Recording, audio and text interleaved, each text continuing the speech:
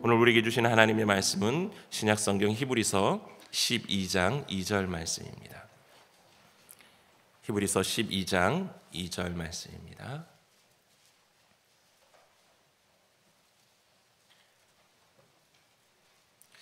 히브리서 12장 2절 말씀을 다 함께 한 목소리로 말씀을 봉독해 올리겠습니다. 믿음의 주요 또 온전케 하시는 이인 예수를 바라보자. 그는 그 앞에 있는 기쁨을 위하여 십자가를 참으사 부끄러움을 개의치 아니하시더니 하나님 보좌 우편에 앉으셨느니라. 아멘. 오늘 우리에게 말씀을 전해주실 귀한 목사님을 소개해드리겠습니다.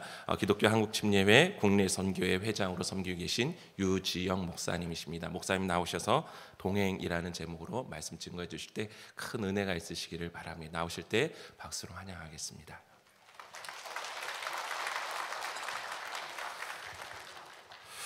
할렐루야. 오늘 이 시간 고난 나가신 우리 주님을 찬양합니다. 여러분들과 함께 고난 주간에 주님의 고난에 함께 동참할 수 있는 기회를 주셔서 다시 한번 감사를 드립니다. 이제 부활절 맞이 21일 기도회에서 이제 15일째를 맞이하고 있는데 오늘까지 승리하신 여러분들 축하드립니다. 이제 남은 한 주간 잘 승리하셔서 부활의 주님 목격하고 부활의 증인 되시길 바랍니다. 부활절날 영혼도 드리시고 또 여러분의 안건 모든 문제가 해결될 수 있는 귀한 날 되기를 주님의 이름으로 축복합니다. 또한 패닉 선교 130주년을 맞이해서 침례교회 부흥과 또 국내 선교를 위해서 기도할 수 있는 시간이 되기를 바랍니다. 이 고난주간 첫날이 되면은 저는 생각나는 형제가 있어요. 제가 이따가 자세히 말씀을 드릴 텐데 악의 구렁텅이에 빠져가지고 인간적인 방법으로는 도저히 변화가 되지 않았었는데 근데 어느 순간에 오랜 시간 그때 변화가 되었는데 그때가 바로 고난주간 첫날 새벽 기도였었습니다. 모든 기도가 중요하지만은 고난주간 우리 주님이 십자가를 짊으시고 고난당한 그 시간에 우리가 기도하면 하나님께서 강력히 역사하시고 통치하시고 응답해 주실 줄로 믿습니다. 우리는 살면서 수많은 동행이 있지만은 우리가 여러 가지 동행이 있죠. 근데 그 동행 가운데서도 가장 확실하고 영원한 것은 주님과의 동행인 것입니다. 우리는 구원받은 예수님의 제자이기 때문에 예수님과 동행하지 않고서는 승리하는 삶을 살 수가 없습니다. 세상의 수많은 그런 동행 중에서 어떻게 우리 주님과 동행을 해야 되겠습니까? 오늘 히브리서 기자는 오늘 본문에서 두 가지를 우리에게 제시를 해주고 있습니다. 주님과 동행하려면 첫째, 예수를 바라보아야 하는 것입니다. 이 예수님을 바라봐야 된다고 하는 것인데 이 예수님을 바라본다고 하는 것은 예수님께 시선을 집중시킨다고 하는 것입니다. 우리가 다니다 보면 수많은 것들이 눈에 보입니다. 그 중에서 우리가 봐야 될 것, 보지 말아야 될 것도 있지만은 우리가 보지 말아야 될 것 때문에 우리의 영성이 많이 지장을 받고 신앙생활에 금이 가는 경우를 많이 경험할 수가 있습니다. 그래서 우리가 예수님께 시선을 집중시킨다고 하는 것이 우리가 다 알고 있는 사실이지만은 우리가 살면서 그렇게 되지를 않습니다. 군대 가면은 교육을 받을 때 교관이나 조교가 주목! 이렇게 합니다. 이것은 시선을 집중시키라는 거죠. 그 다음에 하는 얘기가 무엇입니까? 눈 시선이 돌아가네 이렇게 얘기합니다. 그러니까 시선을 돌리지 말라고 하는 거예요. 시선을 돌아가는 그 순간에 내 생각이 뺏기고 집중을 할 수 없기 때문에 그렇습니다. 가장 절정의 순간에 집중해서 승리해야 되는데 그만 시선이 돌아가면 생각도 뺏기고 마음도 뺏기기 때문에 그렇습니다.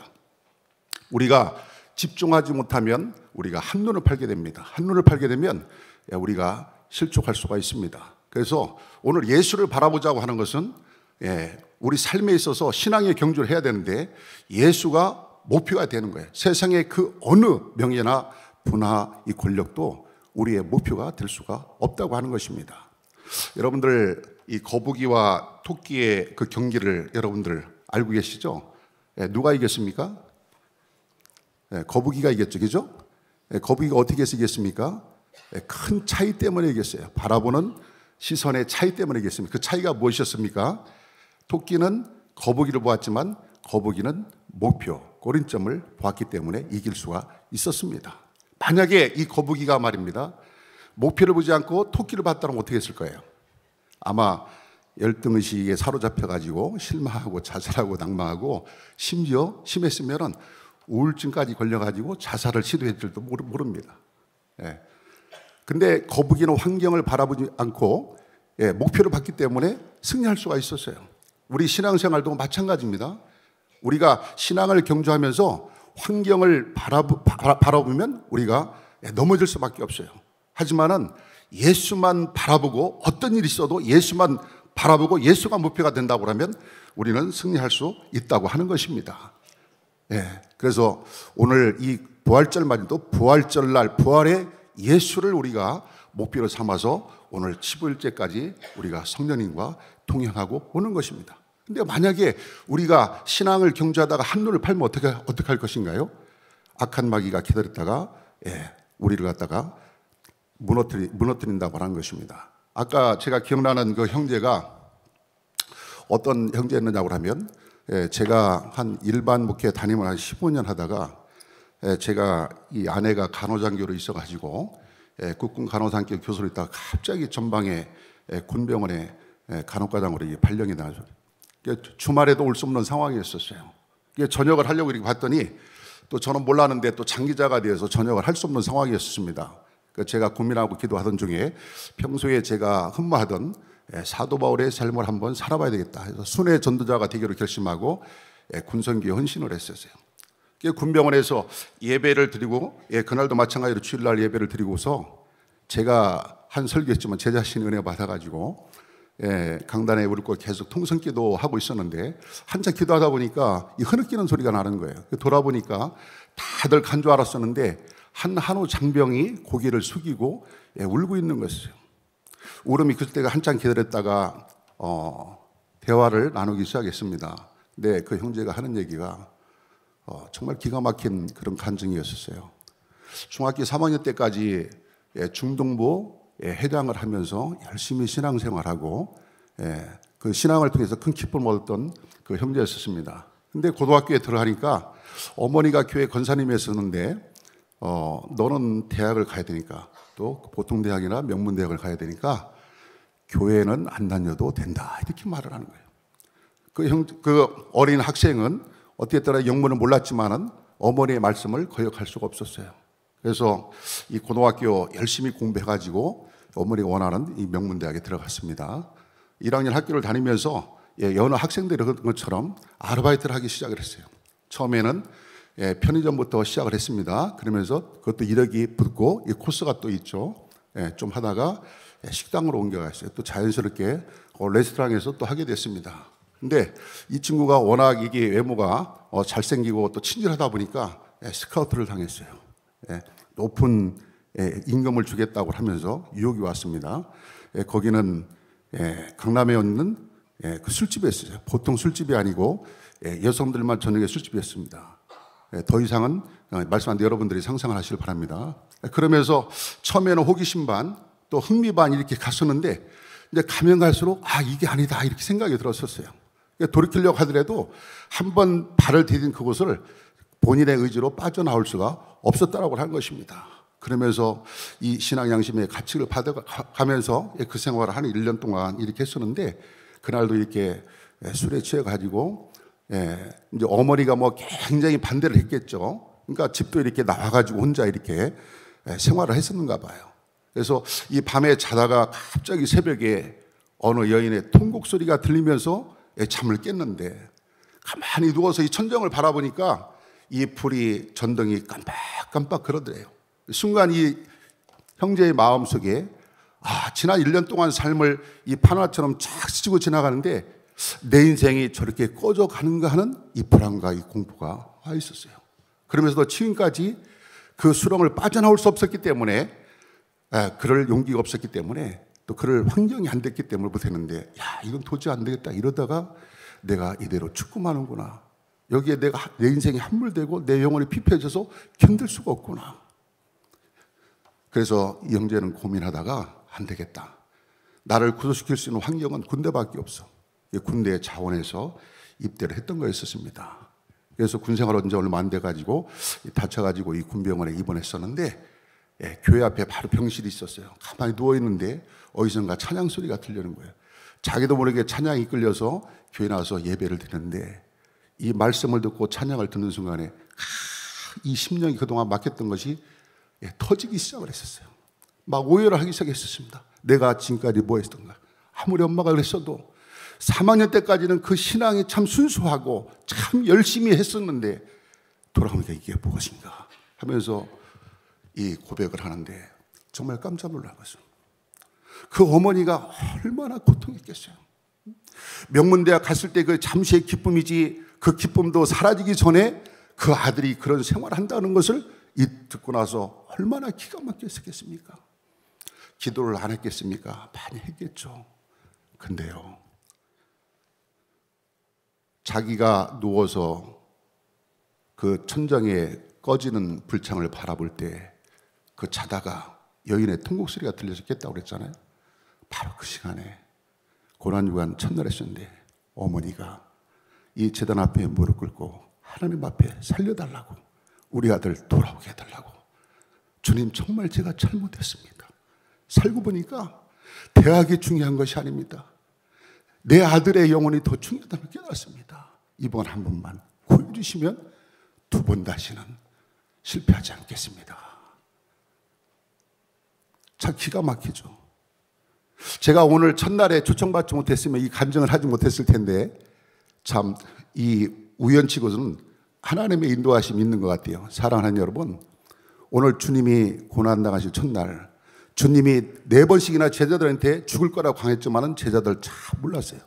겟세마네 동산에서도 다 깨워서 기도하지 말고 졸고 있었습니다. 그렇기 때문에 오늘 이 시대에도 여러분들이 깨워서 고난주간 첫날에 주님의 고난에 동참하면서 하나님 앞에 간절히 기도하면 아직까지 해결되지 못한 죄가 해결되고 하나님의 강력한 응답이 있을 줄로 믿습니다. 사랑하는 여러분, 오늘 예수를 바라보자. 어떤 예수를 바라보자고 하는 것입니까? 믿음의 주요 온전케 하시는 예수를 바라보자고 그래요. 예수님이 믿음의 창설자이십니다. 우리의 믿음을 가능케 하십니다. 우리가 죄로 인해서 죽을 수밖에 없고 지옥 갈 수밖에 없는 우리 영혼을 예수님이 십자가에 대신 죽으셔서 그 보혈의 피로 말미암아 우리를 구원하셨기 때문에 불안한 우리가 온전케 되는 은혜를 우리가 경험할 수 있습니다. 근데 그 주님도 인성이 있기 때문에 잠깐 흔들렸었어요. 우리가 이 겟세마네 이 동산에서 기도하는 우리 주님을 바라보면은 주님이 뭐라고 그랬습니까? 만일 이 잔이 지나가지 않게 하기를 원하지만은 우리 주님의 내 원대로 하지 마시고 주님의 아버지 하나님의 원대로 하시옵소서 이렇게 기도를 했었어요. 이건 무엇입니까? 내가 이 죽음 앞에 두려운 것을 고백하는 거예요. 주님, 내가 너무나도 두렵습니다. 하지만 제가 두렵기 때문에 하나님이 하시고자 하는 계획이 저 때문에 무너지면 안 되는 것입니다. 아버지께서 십자가의 길을 가라면 갈 것이고 죽으라면 죽겠습니다는 자기의 모든 생각과 감정을 내려놓는 바로 기도였었습니다. 우리가 여기서 내 가족과 내 자신을 위해서 기도할 수 있지만 마지막은 하나님의 뜻대로 하옵소서 기도할 때 진정한 응답을 우리가 받을 수가 있는 것입니다. 오늘 주님의 겟세마네 이 기도를 한 단어로 말하면 순종이라고 하는 단어가 있었어요. 근데 여기 놀라운 구속사의 비밀이 있는 것입니다. 첫 번째 아담이 와가지고 어땠으면 에덴 동산에서 하나님 앞에 불순종함으로 우리에게 죄가 들어오고 저주가 들어와서 하나님과의 관계가 막히기 시작했습니다. 두 번째 아담이 이 순종을 통해서 죽기까지 순종을 통해서 그 담을 허물고 하는가의 이 관계 화목을 누리게 해야 되는데도 불구하고 그 인성 때문에 두려움이 많았었던 것입니다. 하지만은 마지막 내 뜻대로 하지 마옵시고 하나님의 원대로 해달라고 하는 그 기도가 승리해서 오늘부터 고난주간 시작해서 마지막 십자가의 죽으심으로 승리하신 줄로 믿습니다. 휘장이 끌리는 그 두 번째 아담인 예수 그리스도의 순종이 있었기 때문에, 그래서 저는 오늘 이 본문 믿음의 주요 온전케 하시는 예수를 바라보자 거기에다가 묵상을 해보니까 하나를 더 해야 되겠어요. 믿음의 주 앞에다가 순종의 믿음의 주 또 온전케 하시는 예수를 바라보는 저와 여러분들 되시기를 바랍니다. 사랑하는 여러분, 두 번째 예수님과 동행하려고 하면 십자가를 참아야 됩니다. 예수님께서 십자가를 참고 세상에서 그 부끄러운 것이 예수님께서는 부끄럽지 않다고 그랬어요. 왜 그렇습니까? 지금 내 앞에 있는 고통보다도, 내 앞에 있는 저주보다도, 내 앞에 있는 이 조롱하는 그것보다도 보이진 않지만 예수님에게는 저 위에 하늘에 계신, 보좌에 계신 하나님의 원대한 계획을 알고 있었기 때문에 참을 수가 있었다고 하는 것입니다. 여러분, 예수님이 십자가에 죽으시고 다시 사신 것을 믿습니까? 정말 믿습니까? 정말입니까? 네. 근데 이 중에 못 믿으시는 분도 있을 거예요. 어떻게 죽은 사람이 다시 살아날 수가 있어? 상식적으로 얘기가 안 되는 거죠. 과학적으로 증명할 수 없고 객관적으로 말도 안 되는 소리예요. 그래서 하나님의 은혜라고 하는 거예요. 우리의 생각과 세상의 것을 초월할 수 있는 것이기 때문에. 근데 여러분, 그 은혜를요, 원어로 했더니 카리스라고 하는데, 그 카리스의 은혜가 무엇인 줄 아십니까? 하나밖에 없는 독생자 예수 그리스도께서, 죄가 없으신 하나님 되신 왕께서 우리를 위해서 이 땅에 오셔가지고 우리 대신 십자가의 죽으심으로 말미암아 우리의 모든 죄가 해결되고 우리가 구원받고 영원한 생명을 얻는다고 하는 사실인 것입니다. 세계 종교사에서 이렇게 하신 분은 바로 예수 그리스도밖에 없어요. 그렇기 때문에 그분은 우리의 유일한 주님, 유일한 메시아가 되는 줄로 믿습니다. 그 때문에 그 은혜에 우리가 한번 빠지게 되면은 세상의 모든 것이 싫어지는 거예요. 우리 주님만 바라볼 수밖에 없다고 하는 거예요. 그러니까 우리 주님은 사람들이 돌로 쳐 죽이라, 그리고 말하고 네가 유대인의 왕이라도 침묵을 하셨어요. 말할 가치를 못 느낀 것이 왜?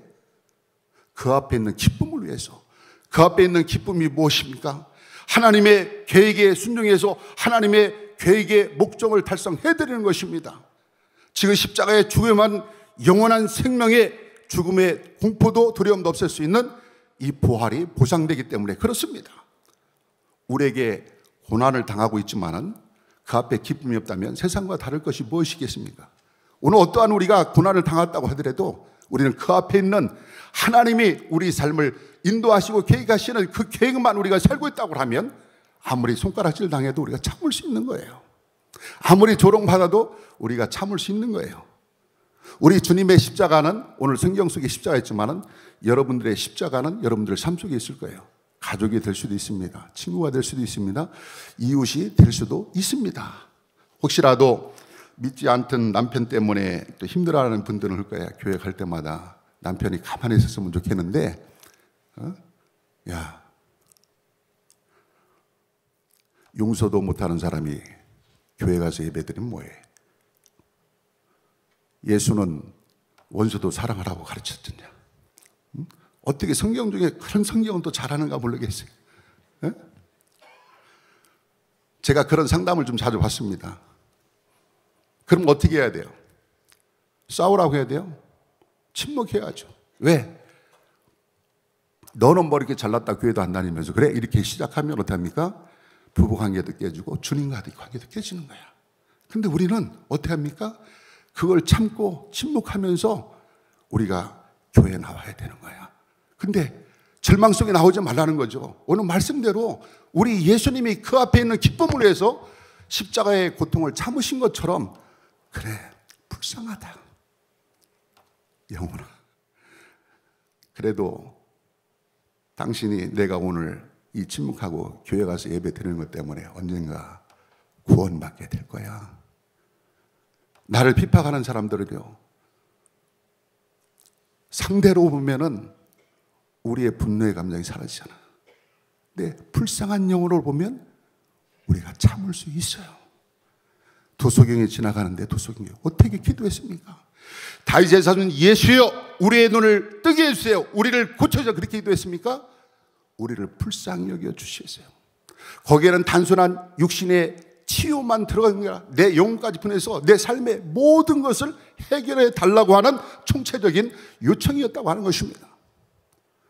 사랑하는 여러분, 우리가 신앙생활에서 우리를 힘들게 하는 사람들을 불쌍하게만 생각하면 그 영혼이 구원받을 가능성이 많다고 하는 사실을 여러분들 기억하시길 바랍니다. 이게 쉽지는 않아요. 제가 여기 오는데 우리 총회가 한 10분밖에 안 걸리죠.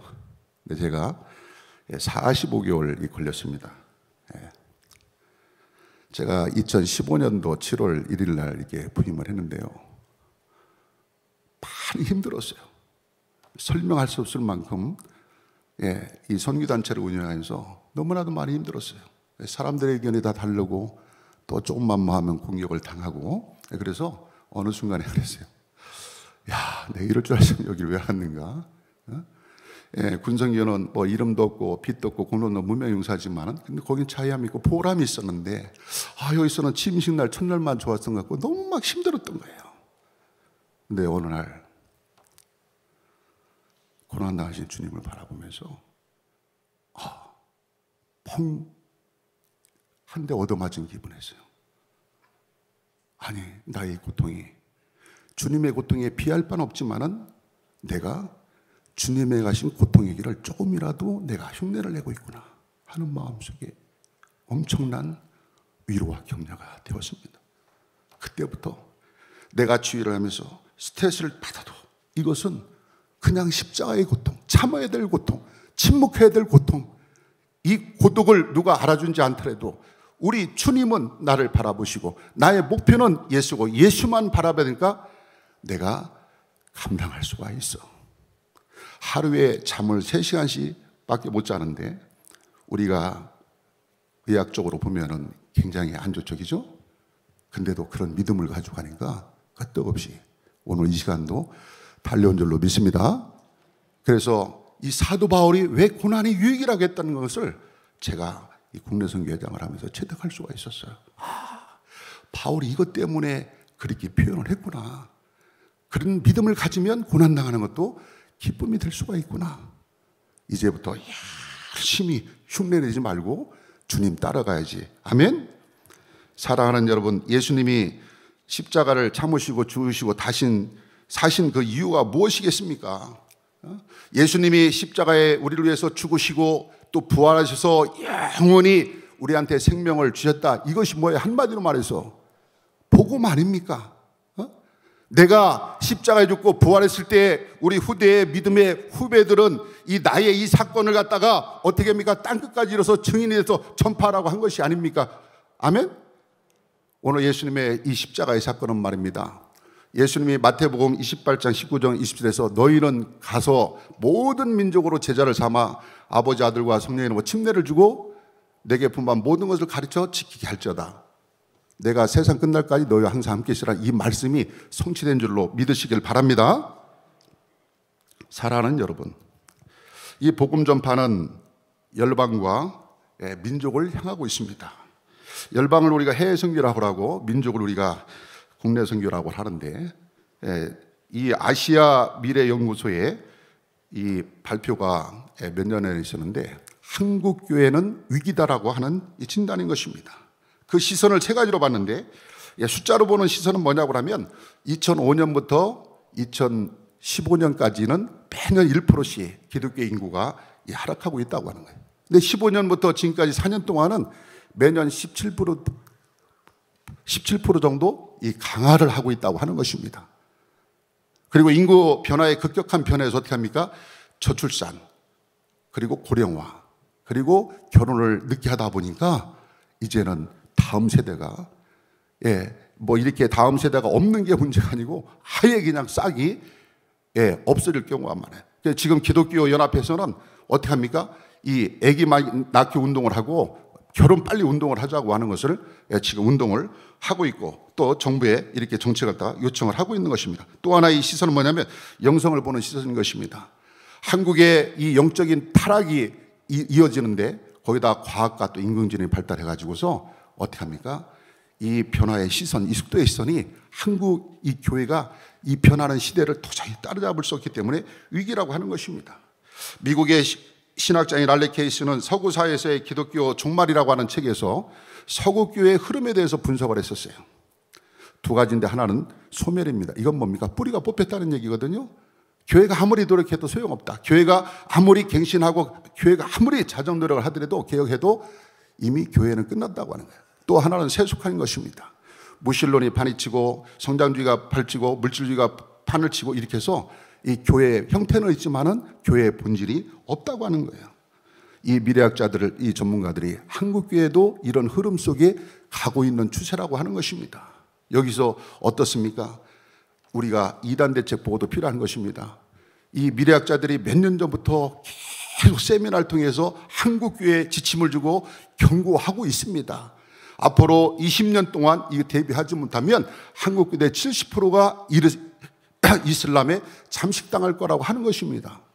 물론 하나님의 역사하심, 하나님의 보호심, 하나님의 인도하심이 있겠지만은 저는 그들의 이 통계도 무시했다고 생각합니다. 근데 더 큰 어려움은 한국 교회가 이런 소리를 듣고도 준비하는 교회가 별로 없다고 하는 것입니다.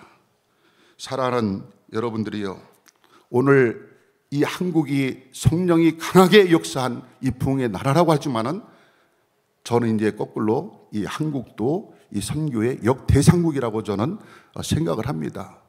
여러분은 잘 모르시겠지만은 미국 남침내 교회 국제 이 선교부 이 IMB가 작년 7월 달에 이 동북아지부에 이 한국 클러스터가 새로 생겨가지고 저희 총회 13층에 와가지고 지금 사역을 하고 있습니다.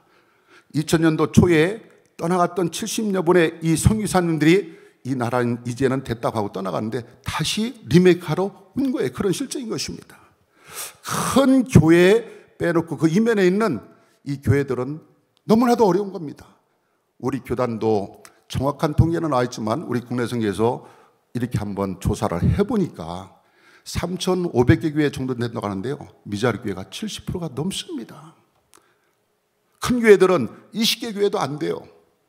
그 500개 교회, 100교회가 얼마나 많겠습니까? 기관이 힘들 때 도움을 요청하려고 하더라도 정말 이 도와줄 교회들이 많지 않은 게 우리의 현실이라고 하는 것입니다. 그래서 이 국내 선교가 참으로 시급한데, 잘 모르시는 분들에서 우리 국내 선교가 어떤 기관인가 한번 잠깐 소개를 해드리겠습니다. 화면 좀 띄워주세요.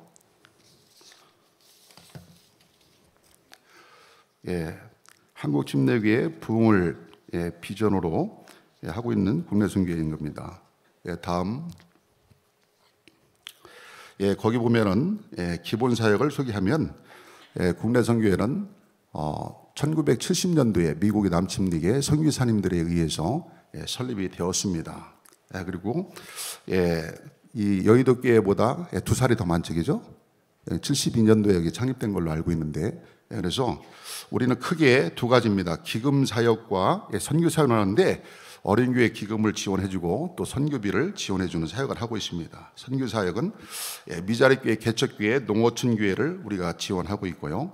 또 교회 개척 및 또 개척 학교를 운영하고 있는데 지금 개척학교 개척하는 사람들이 없어가지고 지금 여기는 좀 잠시 중단되는데 여의도교회하고 한번 협력을 해서 개척학교를 한번 운영해 보는 것도 괜찮다고 하는 생각입니다. 그리고 이 대학생 선교와 다문화 선교, 북한 선교, 또 한미전도대 교회 성장 세미나 이 정도 일을 하고 있습니다. 저희가 작년 11월 달부터 IMB와 이 협력을 해가지고 미국에서 처치 플랜팅과 교회 성장 이 전문가들이 와가지고 개척 미자리 교회 했는데 일단 우리가 감당할 수 있는 한 45명 정도 작년 10월 세미나하고 계속 세미나는 시작되고 계속 우리가 멘토링하고 또 컨설팅을 지금 방문해서 해주고 있습니다. 근데 정말 교회를 다녀보니까 기가 막힌 현장들을 많이 발견할 수가 있습니다. 화면 한번 떼주세요. 여기는 천안에 있는 개척교회인데 이제 개척교회가 3년이 됐습니다. 그래서 목사님과 사모님이 다음 세대를 걱정해가지고 다음 세대는 큰 교회가 또 걱정해도 되는데 이 개척교회가 걱정했고 이 초등학교 바로 옆에다가 홀 얻어가지고 이게 하는데 화요일날하고 목요일마다 와플 전도를 하고 있어요. 많은 어린이들이 이 와플을 먹으러 옵니다. 제가 이게 여기 IMB 선교사님하고 방문해가지고 이 어린아이한테 와플을 이게 했는데 제가 물어봤어요. 목사님하고 사모님한테 아이들이 이 와플 먹으면 교회 많이 나오겠네요? 당연히 뭐 작년은 힘들어도 아이들만큼은 많이 나오겠다 했는데 아이들이 와플만 먹고 교회는 큰 데로 가요 그러는 거예요. 속상하지 않으세요? 했더니 그냥 복음 씨를 뿌리는 건데 뭐 교회 어디 가나 상관이 없겠어요 그러는 거예요. 그래서 교인이 얼마나 됩니까? 했더니 5분 계시다고 그래요. 그 중에 2분은 담임 목사님하고 사모님이고 2분은 전도사님하고 사모님이고 1분은 성도님인데 몸이 좀 아프신 성도님이라고 그러는 거예요. 생활을 어떻게 합니까? 했더니 그냥 간단해요. 하나님의 은혜로 근근히 살아가고 있습니다. 그러는 거예요. 근데 저는 그들에게 뭐 어떤 컨설팅을 해주기가 어려워요. 작년 손들이 와서 헌금을 해줘야 교회가 운영이 되고 생활을 할 수 있는데 이들의 사명이 어린 영혼들에게 복음의 씨를 뿌려주는 거라고 하니까 그거 어떻게 합니까? 제가 거기 갔을 때도 마침 그 어린 여학생들 2명이 아플을 먹으러 왔는데 한 학생은 거기 오래 다닌 친구고 또 한 사람은 처음 데리고 온 것 같아 친구를. 근데 처음 온 사람이 야 여기 뭐 목사님 사모님 인상도 좋고 와플도 맛있는데 교회 여기로 다닐까? 그러니까 옆에 있는 학생이 아니야 우리 엄마가 큰 교회로 나와야지 큰 교회 다니고 있어 그러는 거예요. 그게 어린아이들의 또 현 주소더라고요. 저는 그렇게 생각해요. 전도라고 하는 것이 우리가 노방전도도 있고 방문전도도 있고 병원전도도 있고 직접 우리가 전하는 전도도 있지만 주님이 이 땅에 오신 목적을 생각하면 주님이 사랑하는 영혼들 정말 가난하고 포로되고 그렇게 하고 정말 이 갇혀있는 자들을 돌봐주고 이렇게 하는 것도 전도가 되지 않겠는가. 주님이 사랑하는 영혼들을 돌봐주다 보면 하나님이 필요한 영혼을 보내주실 줄로 믿어요. 아멘? 별로 경험이 없으신가? 아멘. 안 하시네? 근데 우리가 전도에다가 왜 실패하느냐고 하면 우리가 전도하고 그 영혼을 우리 교회로 인도하려고만 하다 보니까 안 되면 스트레스 받는 거거든요. 몇 번 하다가 보면 나는 은사가 없어 중단되는 거예요. 근데 여러분 그거 아세요? 영혼은 이 복음의 씨를 뿌리면 당장우찌한테도 그 사람이 거부해야 돼요. 그 들은 이 복음이 그 속에 내 말을 이루고 그 안에 이 저장이 돼가지고요. 언제 어느 순간인가 다른 복음 전도자의 복음을 듣고 하나님 앞으로 인도함 받을 줄로 믿습니다. 아멘? 그냥 우리 복음의 씨를 뿌리면 되는 거예요. 그 하늘에 다 생명이로 하늘에 상이 가는 거예요. 하늘나라 가면 네 교회 내 교회 어디 있습니까? 우리가 전도할 때는 이런 정신을 가지고 해요. 근데요 하나님이 우리가 영혼을 우리가 담을 그릇만 준비하고 있으면 때는 하나님이 만드신데 하나님이 영혼을 보내주시더라고요. 제가 경험해 보니까 물질도 우리가 그릇을 준비하면 하나님이 정말 인정하시면 물질도 부어주시더라고요. 그들이 지금까지 4년 동안 열매가 없다고 하더라도 그들의 어린 이 다음 세대를 향한 이 복음의 씨가 계속 뿌려지는 날 하나님이 인정 하나님의 때가 되면 하나님이 장년들의 영혼도 보내주실 줄로 믿습니다. 그때까지는 우리 국내 선교가 생활을 지원해야 되겠죠. 그죠? 다음 화면 하나 또 보여주세요. 여기는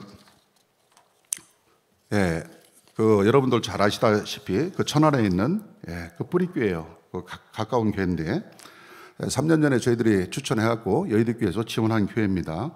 근데 이 교회는요, 이 아파트가 이 옆에 있고 냇가 하나를 통해 가지고 여기 뭐 달동네인데 들어가는 진입로도 분명하지가 않고 그냥 창고 같은 거 하나 갖고 교회를 해요. 제가 그때 가봤을 때 좀 한심했었는데 얼마 전에 가보니까 PPT로 저한테 이 보고를 브리핑을 해주더라고요. 여기 보니까 기도하는 교회, 자주 모이는 교회, 하나 되는 교회 이런 식으로 해가지고요. 개척교회지만 특화를 만들고 자기 브랜드를 만들어 가고 있었어요.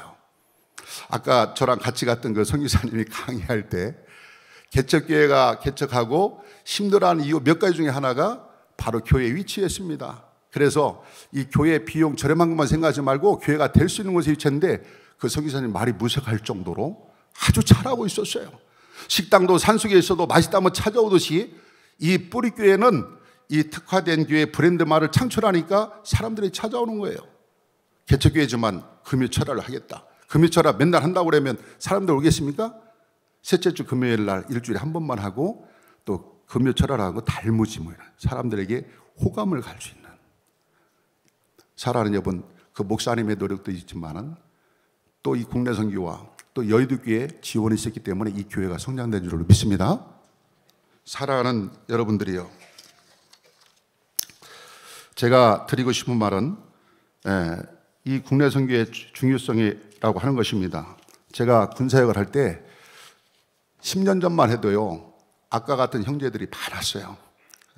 어렸을 때 엄마 손 붙잡고 교회 나가다가 성장하면서 세상 좋다고 세상으로 갔다가 군대 와서 회복하는 역사. 왜? 군이라고 하는 것은 울타리 안에 강력한 하나님의 통치와 역사가 일어나기 때문에 그 친구들이 복음으로 변하면 복음으로 변해서 그들이 저녁 후에 가정으로 하든 사회로 가든 일터로 가든 이 복음 때문에 건강한 가정, 건강한 사회, 건강한 국가가 될 수 있다고 하는 거예요. 근데 제가 국내 선교회 회장 와가지고 이 사역을 내려놓은 그 순간에는 말입니다, 이 전입병들 상대를 해봐도요, 예수가 누군지 몰라요. 교회가 누군지 몰라요. 가본 적이 없어요. 사관학교 출신들도 장교들도 마찬가지인 것입니다. 이제는 더 이상 예수를 바라볼 수 없는 세상이 되어버렸어요. 예수는 공자나 명작같이 역사 속에 살다가 죽어간 그런 인물로 생각하고 있다고 하는 것입니다. 이런데도 우리가 민족을 향해서 민족을 품고 기도하지 않는다고 하면, 우리가 아무리 열방을 향한다고 하더라도 하나님이 기뻐하시겠습니까? 저는 국내 선교회장이라서 그런 게 아니라 땅끝이 저 멀리 있는 것만 아니라 내 가정 안에 내 이웃도 우리가 돌보지 않고 복음을 전하지 않고 그 영혼들도 우리 땅끝이라고 해서 생각해 보세요. 여의도교회와 우리 총회가 이 등을 돌리고 있으면 말입니다, 누구 한 사람 돌아가시지 않으면 치고 한 바퀴 돌아와야 돼요. 사랑하는 아내하고 싸우고서 등을 돌리고 있으면 말이죠, 누구 하나 손 내밀지 않고 돌아가시지 않으면 치고 한 바퀴를 돌아와야 되는 거예요. 그래서 저는 우리 가족과 우리 이웃이 땅끝이라고 하는 거예요. 더 이상 외면하면 안 되는 것입니다. 우리 총회가 상당 부분 감당하겠지만은 너무 우리가 이 개교회주의다 보니까 열악해요. 물적 자원, 인적 자원이. 차라리 이 큰 교회들이 전문가들이 많고 자원이 많습니다. 우리 여의도교회는 이런 얘기해도 잘 실감이 나지 않을 거예요. 물론 아울리치 하신 분들은 경험을 해보셨겠지만은, 사랑하는 여러분들, 오늘 이 시간 간곡히 요청하오니 지금까지 열방을 잘했고 여러분들이 세계에서 선교 모델이 됐습니다. 이제는 여의도교회가 열방뿐만 아니라 국내 선교에도 한국형 성장 베스트 모델이 되는 교회가 되기를 바랍니다. 가장 제가 힘들었을 때 우리 국명훈 목사님 만났어요. 많은 지원과 위로받고 격려를 받았습니다. 사명을 얘기하다 보니까 이 목사님의 뜨거운 가슴 속에 민족을 품으려고 하는 이 국내 선교에 대한 강력한 사명이 있더라고요. 너무나도 감사했어요. 이런 분 만나기가 쉽지가 않거든요. 사랑하는 여러분, 여러분들 담임 목사님 잘 지원하셔서 또 우리 국내 선교 협력해서 정말 미자리길을 살리는데 하나님의 1등 공신이 되기를 주의 이름으로 축원합니다. 우리 다 함께 기도하시겠습니다. 하나님 아버지, 우리 때문에 고난당하신 주님, 제자들 잘 알지 못하고 있지만 이제 우리는 알 것 같습니다. 아는 우리들이 주님의 고난에 동참해서 기도하기에 도와주시옵소서. 예수님이 갈릴리의 첫 사역을 갖다가 회당에서 가르치고 복음을 전파하며 백성의 모든 질병과 모든 문제를 치료하여 주신 줄로 믿습니다. 오늘 우리가 안고 있는 모든 문제, 무거운 짐, 아직도 얽혀있는 이 죄의 문제를 해결하기를 원하오니 하나님이 역사하여 주시옵소서. 열방을 향한 아버지 그 열정이 이제는 민족을 향할 수 있도록 도와주시고, 지금도 잘하고 있지만은 더 아버지 민족을 품고 기도할 때 미자리 교회들이 회복되고 성장되어서 아버지 이 나라의 강한 성령의 역사가 다시 일어나게 도와주시고, 아버지 침례교회의 부흥의 계절이 다시 돌아올 수 있도록 하나님 도와주시옵소서. 우리 통성으로 기도하시겠습니다. 아버지, 하나님 아버지 감사합니다. 아버지, 오늘 이렇게 함께 기도할 수 있는 은혜를 주시니 감사합니다. 오늘 아버지의 주님의 고난에 우리가 동참하면서 주님의 그 고통을 우리가 이해하고, 아버지 정말 제자들도 아버지 하나님 졸고 있었지만 우리는 깨어서 기도하러 나왔습니다. 하나님 쉬지 않게 기도하게 도와주시고 깨어서 기도하게 해주셔서 악한 마귀 사단이 틈타지 않도록 하나님 도와주셨기를 원합니다. 아버지 주님과 고난에 동참하면서 우리가 지금까지 삶의 아픔과 모든 문제들, 아버지 해결되지 못한 죄를 하나님 이 시간 오늘 꺼내기를 원하오니 아버지 주님 그 죄의 문제를 해결하여 주시옵소서. 예수만 바라보게 주여 도와주시옵기를 원합니다. 아버지 주여 순종의 믿음을 갖게 도와주시옵소서. 순종의 믿음의 주여 온전케 하시는 예수를 하나님 바라볼 수 있도록 하나님 도와주시옵기를 원합니다. 아버지 십자가의 모든 오육과 어려움과 고통이 있더라도 하나님 침묵하게 하시고 아버지 고독을 극복하게 도와주시옵고, 아버지 우리가 모든 것 다 주님 앞에 드리더라도 아버지 주여 세상의 어떤 조롱거리가 있어도 아버지 참을 수 있는 저희들 되게 도와주시옵소서. 우리 앞에는 부활의 기쁨이 있지 않습니까? 아버지 주님 앞에 순종하고 주님의 아버지 주여 계획을 아버지 이루어드리려고 하는 아버지 그 목표에 도달하려는 우리의 아버지 하나님 희망이 있지 않습니까? 오늘 그 기쁨을 위해서, 희망을 위해서 아버지 기도할 수 있는 저희들 되게 도와주시길 원합니다. 아버지 주여, 우리 주여.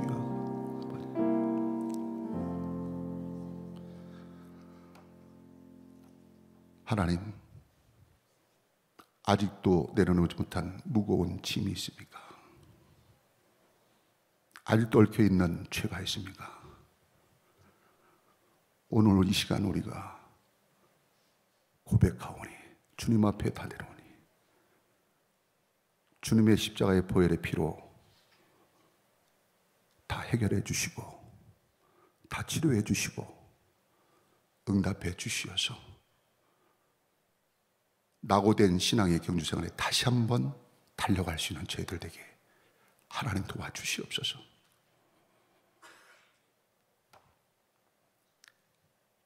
민족의 아픔과 민족의 부족함을 우리가 알았사오니 이 순간 아버지 민족과 조국을 우리 품에 안고 기도하게 도와주시고, 아직까지 예수를 몰리는 그 불쌍한 영혼들을 품고 기도하게 두시고 전도하게 도와주시고 인도하게 하옵소서.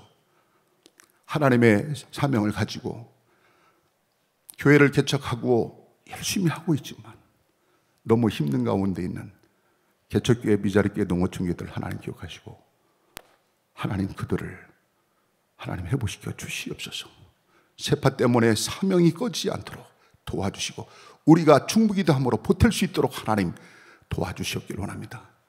아직도 북한에 억류되는 선교사님들 하나님 기억하여 주시고 하나님만이 그들을 건져주실 줄 모르신 아버지 구원 이루게 도와주시옵소서. 부활절 20일 말까지 끝까지 완주하게 도와주시고 승리하게 도와주시고 부활절날 한 영혼이라도 들여서 복음의 빛을 갚을 수 있는 저희들에게 하나님 도와주시옵소서.